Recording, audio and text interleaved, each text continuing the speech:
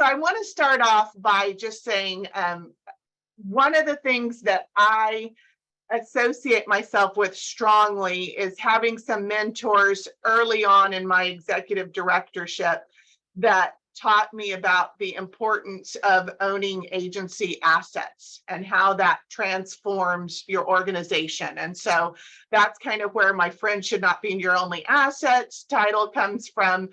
We'll go into that a little bit later. David shared a little, everybody can see my screen, right? Okay. David shared a little bit about my background. In October, I will have been with the agency for 29 years. I became the CEO in 2005. Here's a little trivia. Previously to coming to the agency, I was an executive for a retail chain. It was called Medial Retail Services. It was a French owned. And my job was facilitating terminations. So I don't know if you guys have seen that movie with George Clooney, where he flies into places and terminates people. I literally did that for a living. And I spent a lot of days in hotels getting little puddle jumpers to different places. And in 1995, I was actually 1993, I got engaged. In 1995, I got married. And in 1993, my husband said, "You need a new career. This is not going to work. These people are volatile." Sometimes they were great. Sometimes they were volatile. But anyway, that's how I came to community action. MBA, CCAP, DEI certified. Personally, I'm the wife of an almond farmer who also teaches 3 periods of chemistry a day. I'm a mom, a dog mom, and I love to travel. As a matter of fact, I'm going abroad on Monday for an extended period of time. So that's just a little bit about myself. My agency, just a real broad stroke, Merced County. So I always tell people, if you try to aim and put your finger right in the center of California, you'll probably hit Merced. We're almost exactly in the middle of California. Our population is about 300,000, obviously ag driven, rapidly growing community. So our population grew with the last census by 10%. The interesting component of that is our poverty decreased by about 3 to 4%. So we're growing, but our rates of poverty are not. And that is related to UC Merced. That is bringing in better paying jobs, and our poverty rates are decreasing, which is good. Still, 27% of the families that live in Merced County live below poverty level. 62% of them identify themselves as Latina or Hispanic. And the programs that we run are pretty broad. So we have WIC, we have preschool, weatherization, housing, homeless programs, AIDS programs, recently Cal-AIM. And we also have an LLC called Pacheco Place, which houses our affordable housing component. So we do affordable housing as well. Lessons for a new CEO. I always say this, I don't know if I made it up or I heard it somewhere, but early on in my career, we had a lot of problems in the agency. We were in debt.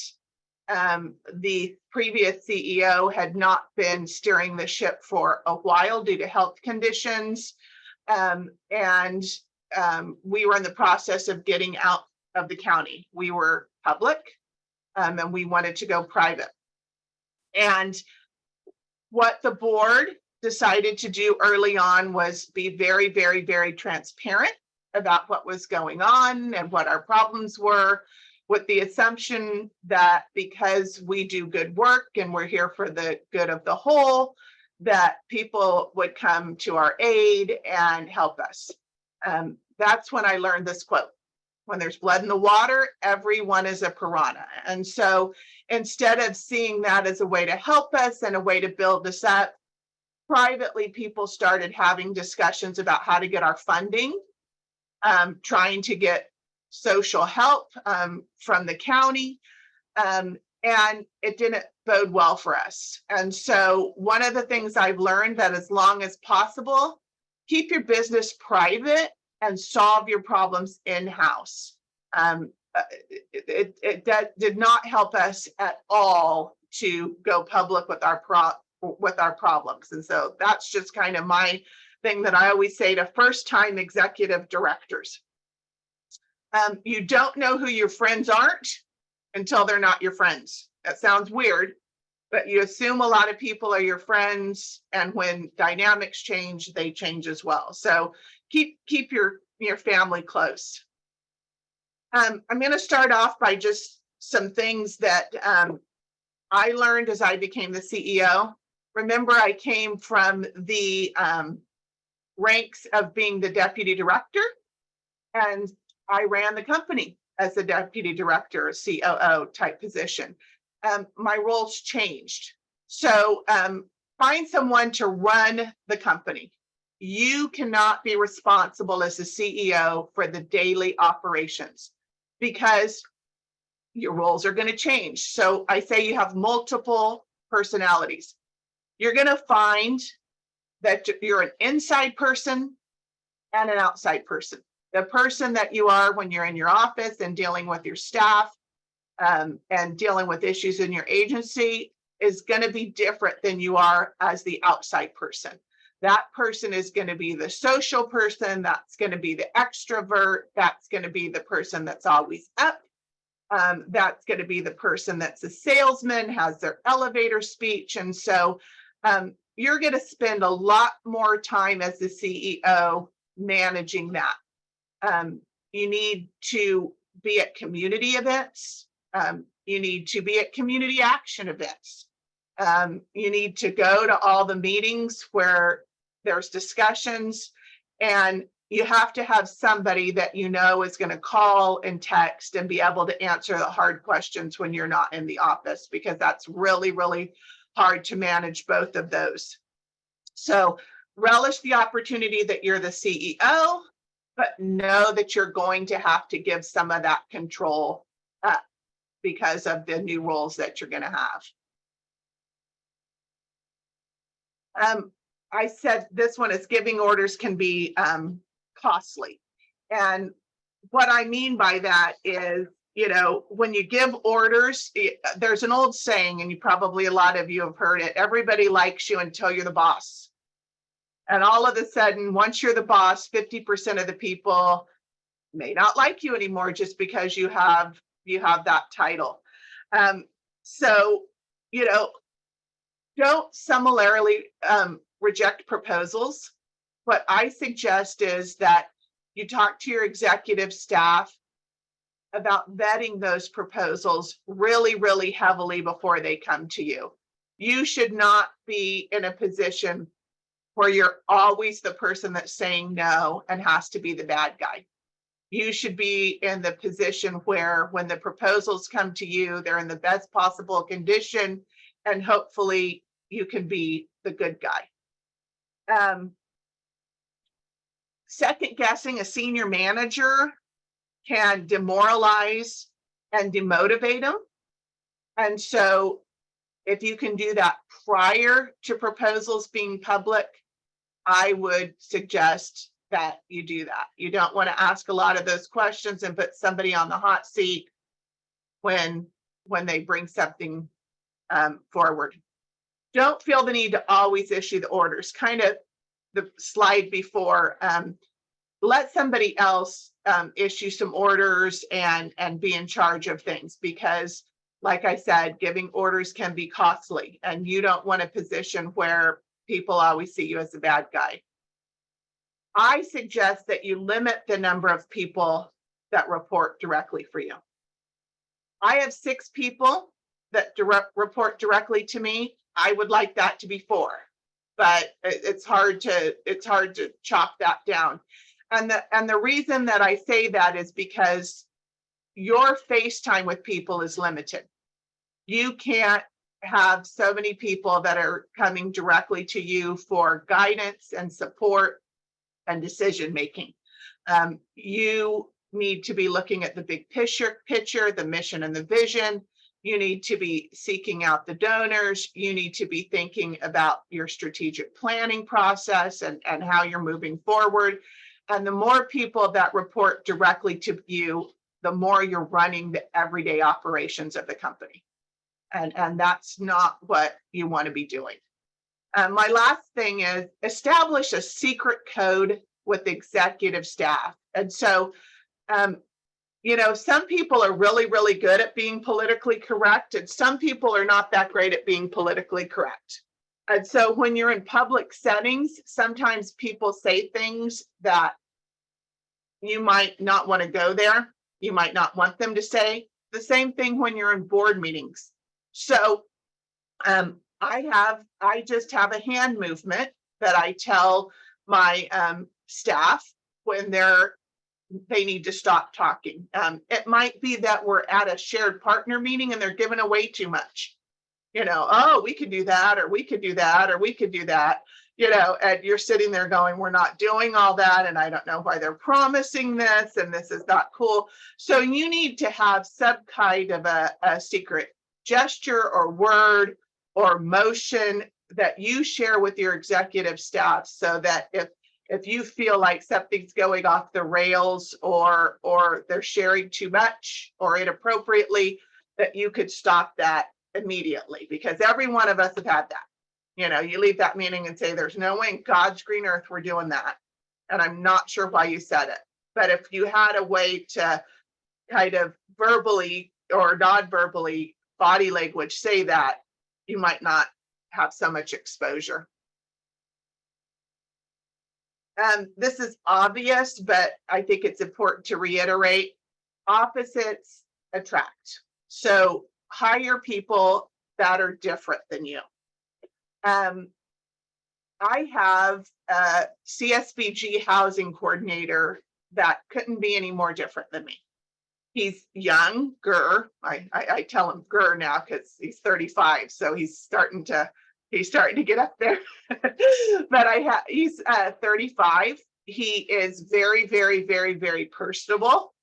He would give you the store if you ask for it, and he does really, really well with people. It's a different leadership style than I am. My first out the gate is always to kind of question things and think of things from a different viewpoint. What people have learned in our county, and I hope this is true for your county as well, is we're really, really capable and we really do good things. And if we take a grant, it's going to be done, and it's going to be done at a high level. However, I'm always resistant to take on too much stuff. I always think about, well, is that something we're going to do effectively? And so, in the example of Luke, and I have a lot of leadership that's different than I am, but he's always the person that comes after the meeting and sits in front of my desk and says, hey, boss, I think I can do it. Can we call him back? And can we do it? And this is how I think I could do it. And this is where I'm going to need your support. So set boundaries. Obviously, every time he sits in front of my desk, I don't say yes, but, outline what your expectations are when you are going to say yes, and have somebody that's different. If you're the person at the table that is beloved and everybody has a great relationship with and feels very comfortable, then maybe you need a person when you get back to the office that says, where the hell are we going to get the staff for this? Or I really already feel tapped out, or they're not going to give us any admin. What are you thinking? So, kind of balance your leadership style so that you see perspectives from every direction. Know that as the CEO, even if you knew people in the community before, your actions and your moves are going to be scrutinized more. Your words and deeds matter more. People listen to them, and know that people make assumptions and based on very little information. So if you're going into a site and you're dressed a certain way, they're going to say that you don't dress professionally or you dress too nice. And so, people are going to say negative things because you're the CEO sometimes. Try not to take that to heart too much. And if you can, try not to listen to it. I would tell you that people only hear about 50% of what you say, and they see the other 50%. So as you're talking to somebody, your body language really, really matters, and how you interact with them, sometimes a lot more than what you're verbally saying. So I would also tell you that you need to be out in your agency. And I don't know how each of your agencies are set up. We have a lot of sites. I asked this morning, and apparently we have 18 sites. And that's anything from WIC to preschool to utility assistants to housing. People should not ask who you are when you go to the sites. And you're probably thinking, oh yeah, I get that. But when I became the CEO, I took after a CEO that I had a very, very high opinion of. He always treated me very, very well, let me do kind of what I wanted. But he was here for 27 years. And the first time I went to one of our preschool sites, I said I wanted to introduce myself. I was the new CEO, and I maybe had not met this employee. And the employee said, oh, I knew the previous CEO. She was very nice. Well, it was a man. They had absolutely no idea at the sites with the employees. We didn't have any community events, community meeting agency events. He was stuck in his office. He did a lot of great things, so I don't want to speak ill of him, but he wasn't out there. And so your, words and your deeds and how you treat people really, really matters. So people should know who you are, and you should meet them at their sites and at their level, and you should be approachable. You should ask questions so that it starts conversation.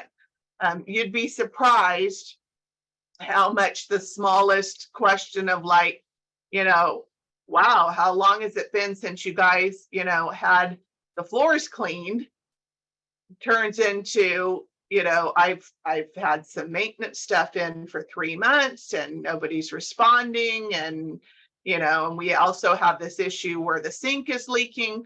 So those kind of interactions really matter. Be approachable and make sure people know you at your sites, which I know is harder when you're at a large agency.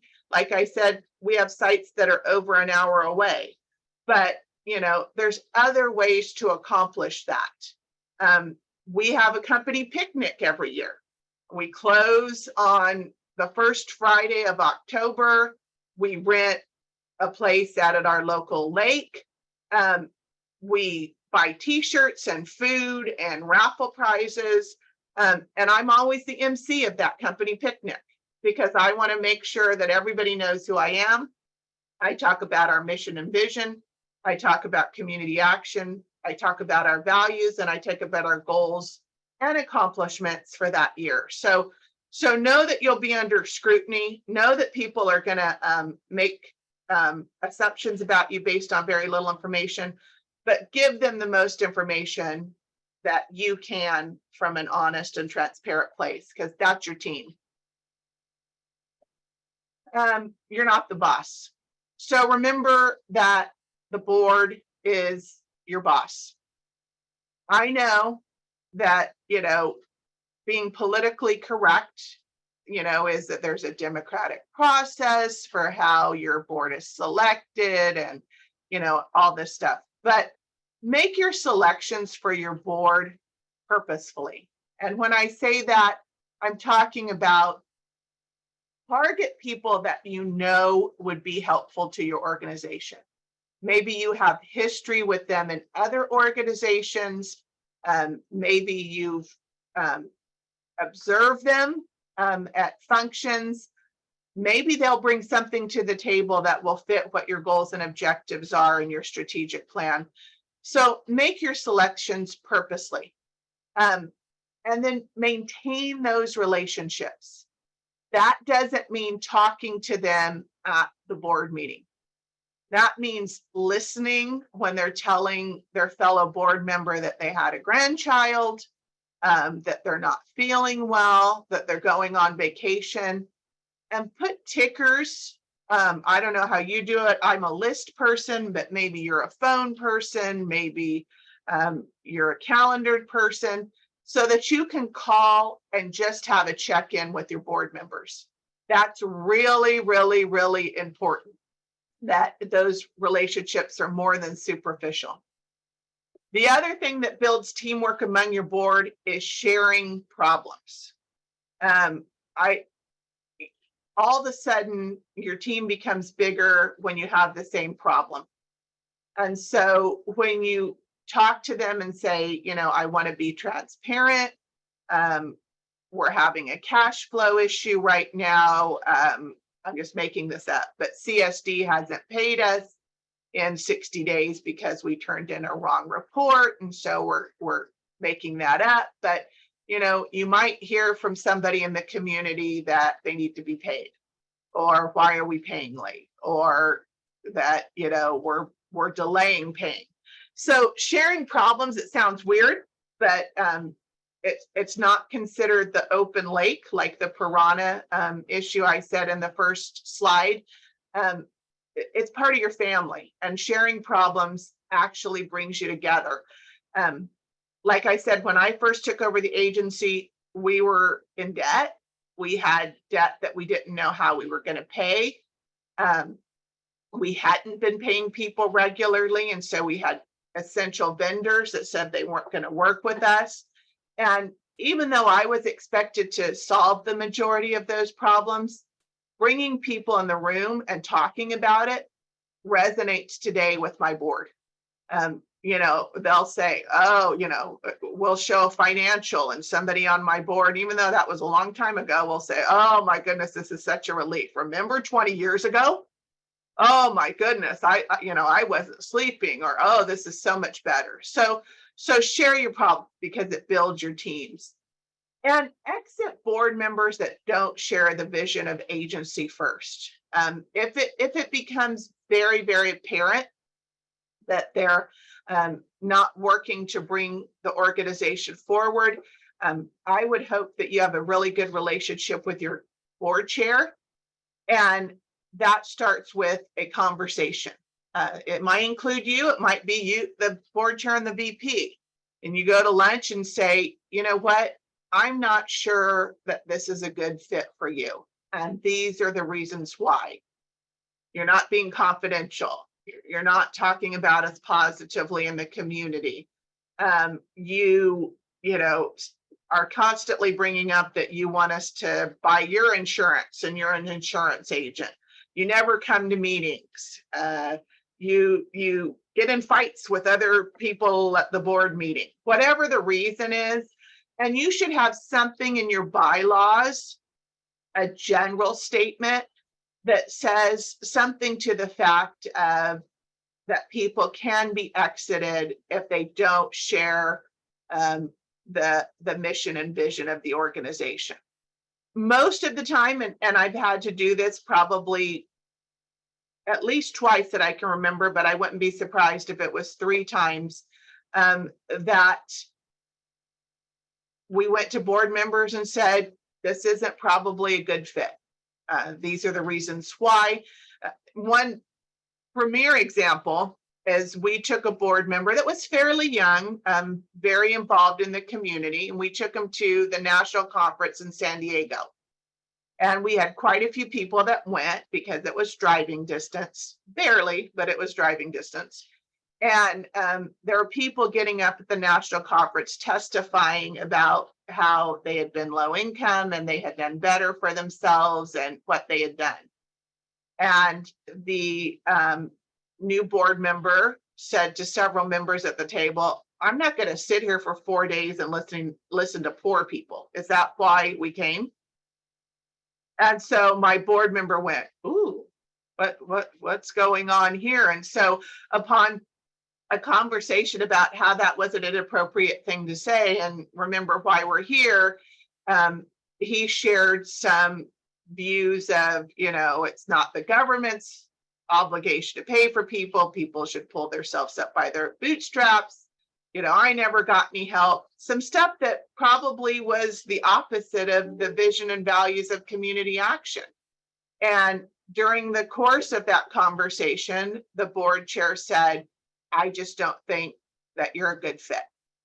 You interviewed well, and we thought you were good in the community, but this is what we do. And you're probably going to listen to 4 days of 4 people talking about how they bettered themselves. And if that's not your gig, that's fine. This board member, he's still in the community. And we actually text and talk and are fine with it. But he wasn't a good board member because he just didn't share our vision and values. And he volunteered to exit stage right, as is most of the time. This is probably my favorite slide. Find your ride or die. Relationships in this network matter. I can't tell you how many times I've sat in my office and thought the sky was falling and called a peer, explained the situation, and they said, I've had that exact same thing happen to me, and this is what I did. It is surprising how many people go through the same things. So, relationships in this network matter. And you do that by attending networking events and making personal connections with people. Your issues aren't unique, sometimes maybe, but very, very rarely.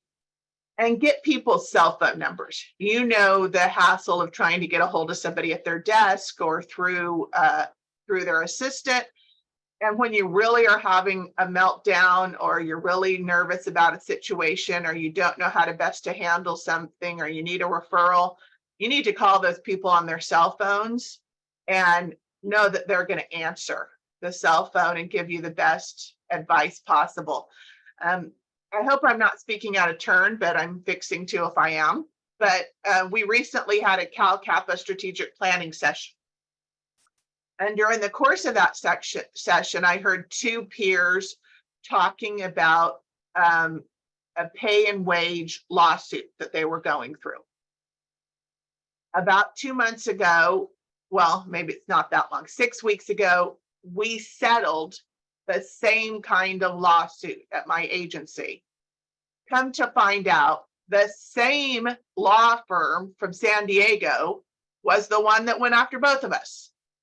As a result of that, I spent Friday and today gathering my notes, gathering my strategy that I used when I went through negotiations for that, sharing some things that I had learned during that process. And hopefully it ended up being 3 of us, total of 4, including myself, that were going through that same situation. We would have never known that we were going through that same situation had we not networked with each other and felt comfortable talking to each other and sharing our concerns. And so my assumption is, knowing that 4 of us in the room at Cal Kappa were going through these kind of lawsuits, that there's a hell of a lot of people in the network going through those kind of lawsuits. It's the flavor of the day. And so, we can really help each other in those kind of situations. So network, go to Cal Kappa events, go to national events as you can, and find the people that are going to answer your phone at 7:30 at night and say, yeah, I had that problem and this is what I suggest, because we all share the same issues, no matter how different our agencies are. Resist being a superhero. So it's easy to not want to be burdened with complaining employees when you go to the site, or people in the community. We're all overworked probably and underpaid. And so it's easy to kind of try to be less approachable. It's important that you stay approachable. It's important that you stay kind and personable. You are the face of your agency. And when people like you, they like your agency. So when you're going places and you walk into a room and you hardly know anybody, force yourself to go around and introduce yourself, force yourself to, talk to the people that you need to talk to in that room. The reality is they're probably thought the same thing. They all wanted to be home with the dog and their glass of wine, but they came to the event as well. And so get yourself out there, be kind, be personable. Like I said, the best CEOs are known by their employees. Resist the illusion of self-importance. So try to be the person that, sits and talks to anyone that is real, that is transparent. And know it when you're the CEO, your ego is going to be bruised. People are going to say things that aren't true. People, like I said before, some are not going to like you. Some people are going to say no. Tomorrow's a new day, and it's days in this organization and your organization. There's many, many more good days than bad days. So know that your ego is going to be bruised and get over it. I wanted to touch a little bit on financials. Hire the best person possible as your CFO. If the difference in hiring somebody that's really capable is 20 or 25 grand, find the 20 or 25 grand. Financial issues should be the least of your worries. You should have somebody that can do the spreadsheet that the auditor wants, that can find the invoices, that can do the billing, that can tell you at any given time where you are financially. I say programmatic issues can be fixed. Financial issues can be deadly. So find the money to get the best person possible. When you select an auditor, it is not inappropriate to talk to them about how they're going to work with you. I cannot tell you how many times a rogue auditor has put a finding in an organization, not just my own, but throughout this network, that could have been solved, that ended up being 5 years of problems for that organization. So you need to talk to the auditor openly and honestly about the fact that you want to correct errors before the audit goes to print. I'm not saying that you want them to not put the frauds in your audit. I'm not saying that you talk to them and say, I want you to put we're solvent, even though we're not. But, things about programmatic issues, inventory issues, spreadsheet issues, that kind of stuff, talk to them.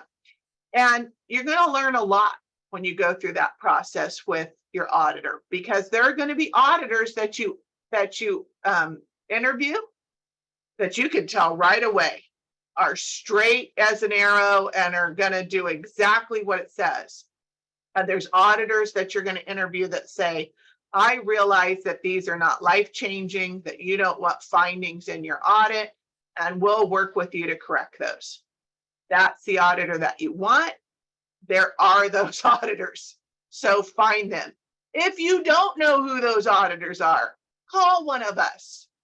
You don't want somebody in there. One time we had an auditor that we were interviewing, how you feel obligated to do it every 10 years or so. So we were interviewing for a new auditor. And the auditor told me as part of the presentation, and my finance committee and my board was there, that they actually go above and beyond for their clients. And they also include an audit of their IT system and your vulnerability with IT, and on and on and on.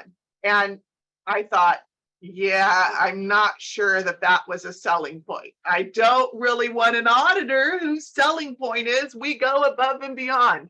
You're here for a purpose.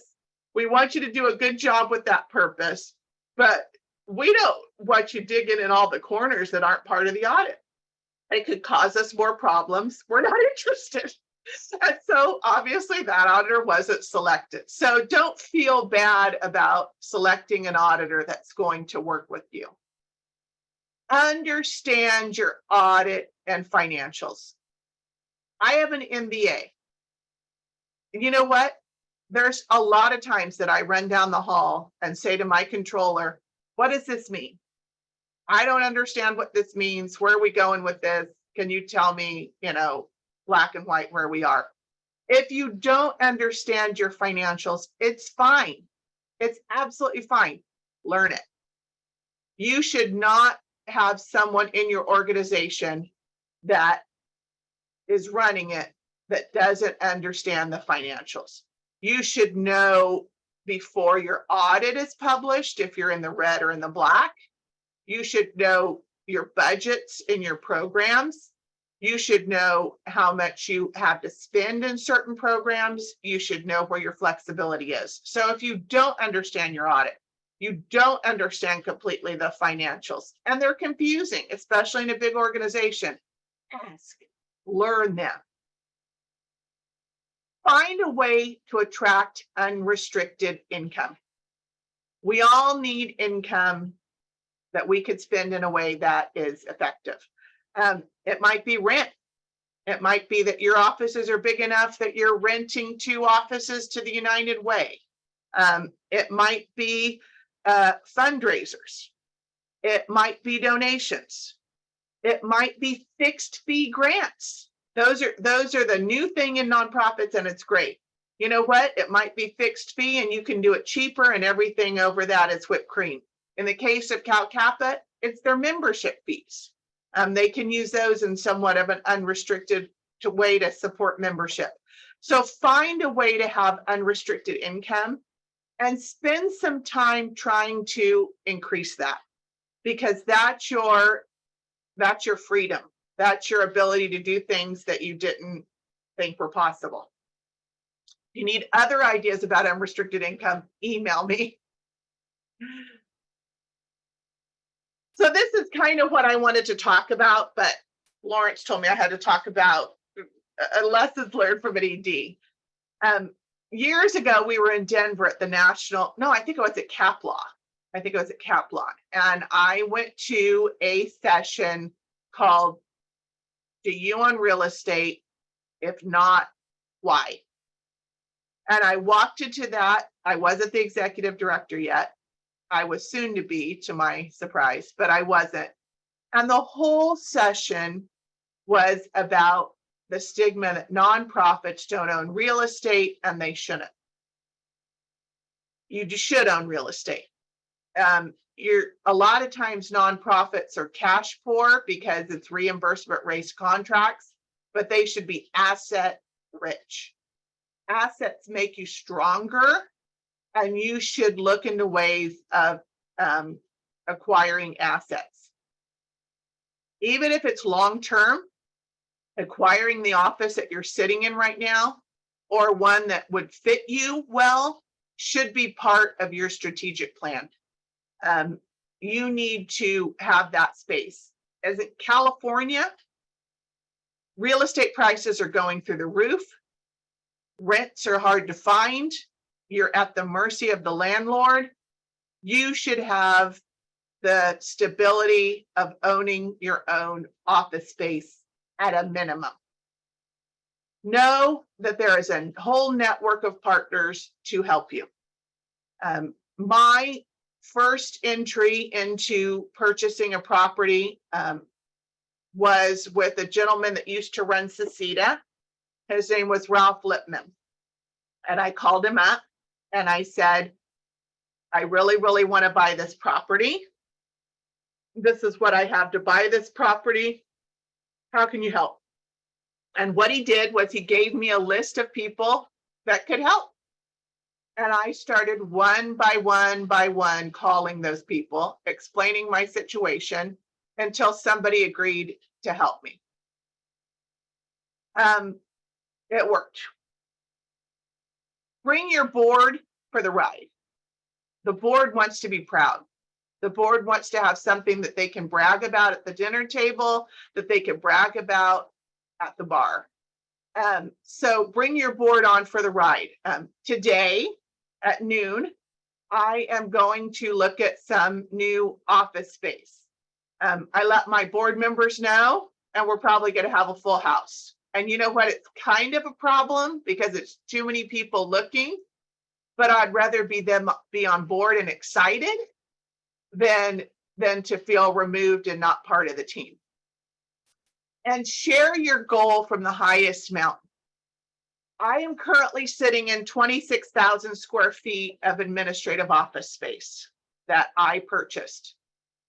I was looking for office space and not having much luck.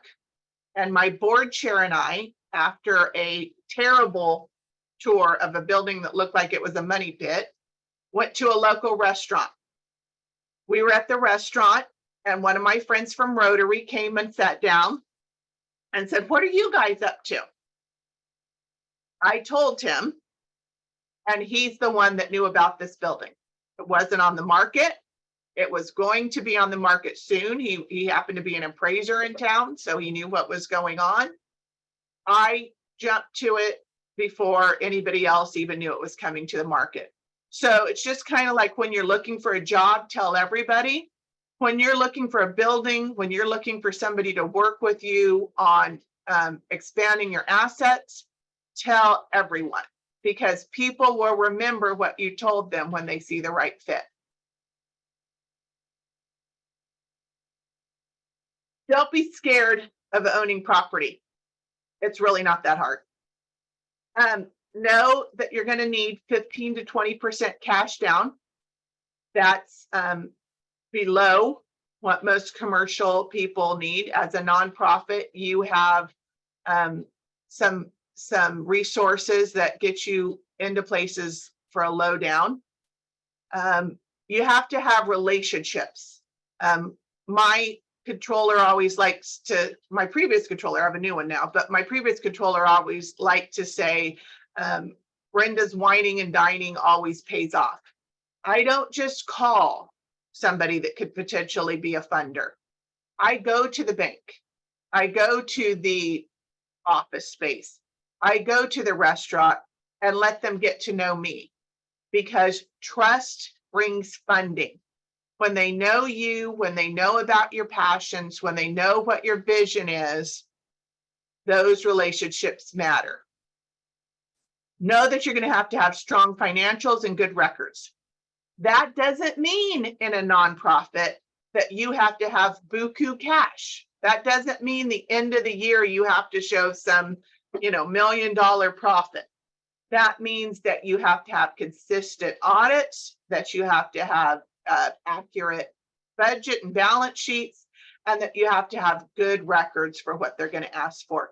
They understand things like you can pay for a lease or mortgage. They understand things like, more money's coming in. They understand things like you have to spend the entire grant or you might not get it the next time. So have your financials accurate and strong and keep good records, but don't think that that means that you have to show a huge, balance at the end of the year. People understand that nonprofits are different. Bargaining skills are important. Just because somebody asks for it doesn't mean that's what you're going to give. I remember one time we had a Cal Kappa conference, and I got one of my funders to come and do a presentation with, at that point, it was Ralph Lippman at Seceda. And I sat in the audience and listened to the presentation. And to my surprise, the funder said, never in my life have we given a 15% down until Brenda called me 22 times. And at some point, it wasn't worth asking for the other 5% anymore. And I didn't know that they had never given a 15% down. All I knew was we only had 15% down. And so I knew that this person had an open ear and knew about our organization, and that I needed to keep asking and keep knocking on the door. So be willing to bargain. Get a good realtor, if that's possible sometimes, and a good bank. It's always better to start with the bank that you bank at, but you can also look at banks that have a good CRA department. That's Community Reinvestment Act. Every bank is required to have a department that deals with CRA credits. If they're FDIC insured, they have to prove to the federal government that they're doing things to give back to your community. That might be a 15% down. And they might say, we always ask for 30, but because they're a nonprofit, we gave them 15%. They might say that, your financials weren't as strong as they normally required, but they're going to get credit because they gave you, the loan anyway. So every bank has a CRA department. And then also work with community development finance institutions. Typically, many banks give money as part of their CRA requirement to CDFIs, and those CDFIs loan that money to small businesses and nonprofits in the community, and they're typically easier to get a loan from. So know that. Have the money for your ongoing mortgage payments. Obviously, you can pay for interest and depreciation from the funders, but you're going to have money for that premium, and make sure that you have those payments. Be assertive. Don't always, if somebody's not returning your call, if you're not getting a hold of somebody, like I said, keep it up. And you're going to have commitment, 100% commitment and availability. As you know, many of you have purchased homes in the past. Everything is you have to get it now. You have to do it now. I need this information now. This has to be your number one priority when you're going through a purchase process, and you have to be available. It's not the time to plan your month abroad, because the deal will fall through the cracks. So have commitment and be available. And then just kind of in closing, what you're doing matters. It's a lifelong commitment to helping people.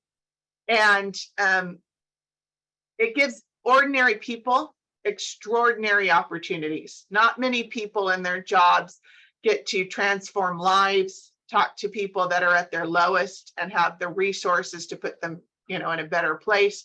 So take advantage of it. And my last piece of advice is trust your gut. Usually people and things don't get better, they just get worse. So if you have a bad feeling about something, trust your gut.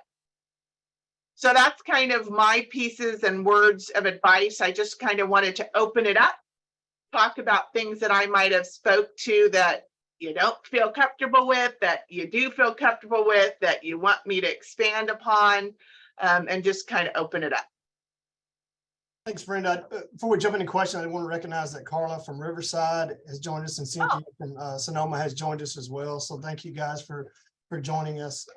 Just questions that people have been wanting to ask. We'll kind of open up the floor here. One question I do have while everybody's thinking of theirs is, you talked about unrestricted, and us at the association are obviously in a little bit different place. Have you ever had a target based on the size of your agency for what that should be? What is there a certain, like, if our overall budget's 5 million, we need to be at this amount? Is there a certain percentage that you've ever thought of, or a target that you've tried to ever set? I guess the quick answer is no. I try to seek out sources of unrestricted income. Some years, it's 150,000. Some years it's 500,000.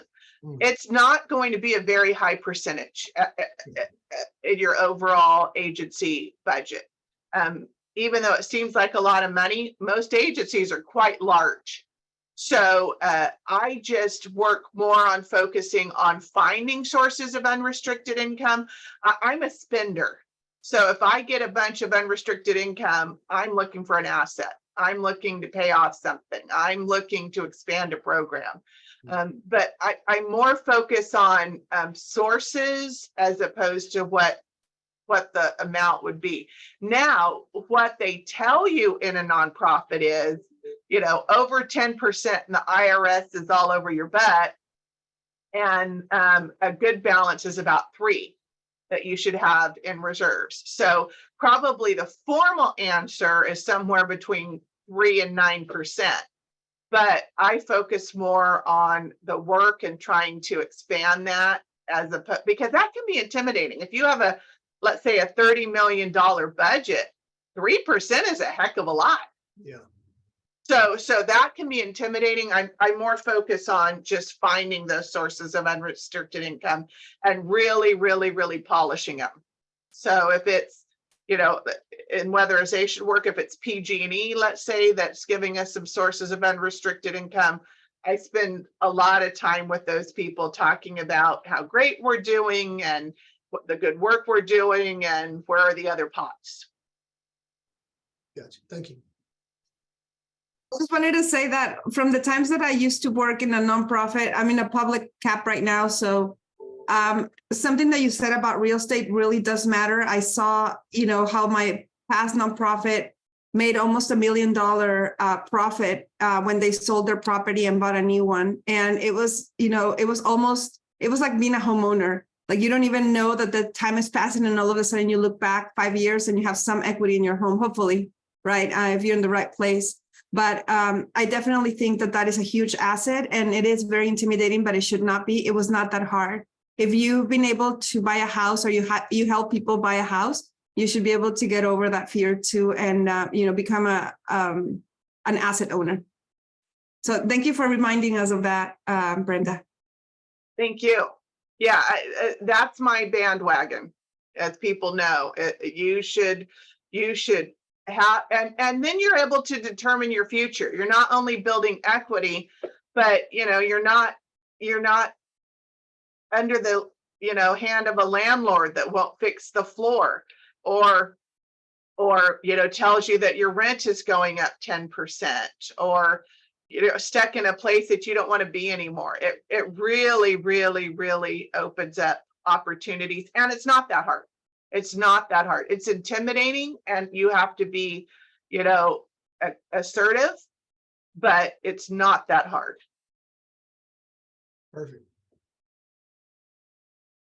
If there's anything else, please, feel free to email us and we'll get those questions answered. We're at the top of the hour, so we want to respect everybody's time. Just a reminder, we do have another chance for us all to get together tomorrow at 1 o'clock. So we will have the full ED roundtable tomorrow. That'll include, come and open up opportunity for us to have discussions around just California and what's going on. So thank you all for joining us. And thank you, Brenda. That was wonderful. That was great. The recording will be sent out. We've actually had a few people email already this morning wanting the presentation. So thank you guys for being here. Brenda, thanks for all your work to put all this together. If you don't have a ride or die in the network, I'll be your ride or die, and I'll give you my cell phone, and I'll answer at 7:30 at night, just as David. I call him at 7:30 at night, but I'll be your ride or die because I've been through a lot of stuff.